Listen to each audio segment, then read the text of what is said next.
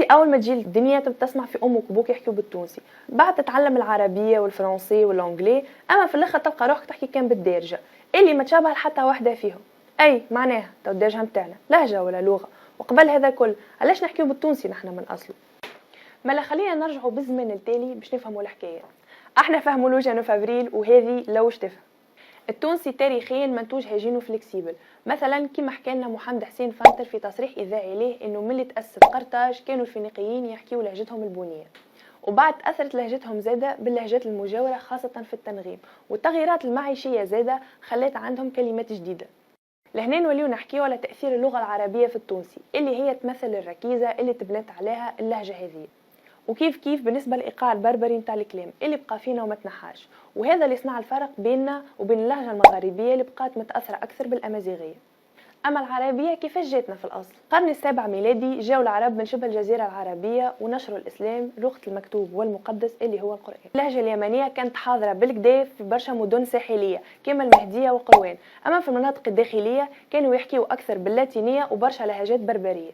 الدارجه بدات تظهر بالحق كان مع قدوم الموحدين والهلاليين. اول نسخه من الدارجه كانت النسخه الهلاليه اللي كان قرنها مع شعر الجنوب التونسي، نلقاو تشابه كبير بيناتهم. اما في العهد الحفصي ظهرت العاميه متاعنا بالحق، وما عادش فما لهجات امازيغيه اللي نلقاوها كان شويه في مناطق كيما مطمار. توا زعما تونسي لغه ولا لهجه؟ كنا نرجع المقال كتبه محمد داود عام 2011 يقولنا اللي عادنا حالة دايكلوسيا. اش معناه؟ يعني عندنا زوز والا اكثر انواع تاع نفس اللغه، وكل نوع عنده الوظيفه نتاعو. كما نلقى في الدراسه هذه اللي التونسيه ما عندهاش مجموعه كبيره من الكتابات والمعاجم، وزاد ينقصها التعميم باش تولي لغه، وهذا يلزم قرار سياسي يدعم المجتمع على خاطر هذه حاجه مربوطه بالهويه. هذه حاجه باهيه والا خايبه ما نعرفش، انا جست مرسول. قولوا لنا انتم شنو رايكم؟ يا اخي دارجه عندها قواعد من اصله. ايه جست احنا مانيش واعيين بهم على خاطر اكتسبناها من غير ما نقراها في المدرسه، والسؤال هذا يخرج بنا من منظور السوشيال لينغويستكس وهذا المنظور اللسانيات النظريه، وين نركزوا على الصوتيات كيفاش نركبوا الكلمه والجمله وعلاقتها بالمعنى. الباحثين التوانسه خدموا على التونسيه من النواحي اللي حكيت عليهم الكل. كنا نرجع لارتيكل كتبته اسماء المكي وزملائها اسمه Syntactic Analysis of the Tunisian Arabic، وين يعطيو اكزامبل على النفي بالتونسيه، من مثلا مخرجش هي ما مع فاعل مع شيء. ابريتو الكلنا نعرفوا كلمات ادابتيناهم من المالطيه التركيه الطليانيه الفرنسي واسبانيول، ومش كلمتها كهو حتى في بنيه الجمله بذاتها. برشا عباد يتسائلوا عليه التونسي يحكي 3 لغات، عربي فرنسي وانجلي. اسكو هو بيلانغويزم معناها نحكي لغات فرد وقت، والا الترنانس كوديك معناها نمشيو من ديكسيونير لديكسيونير اخر.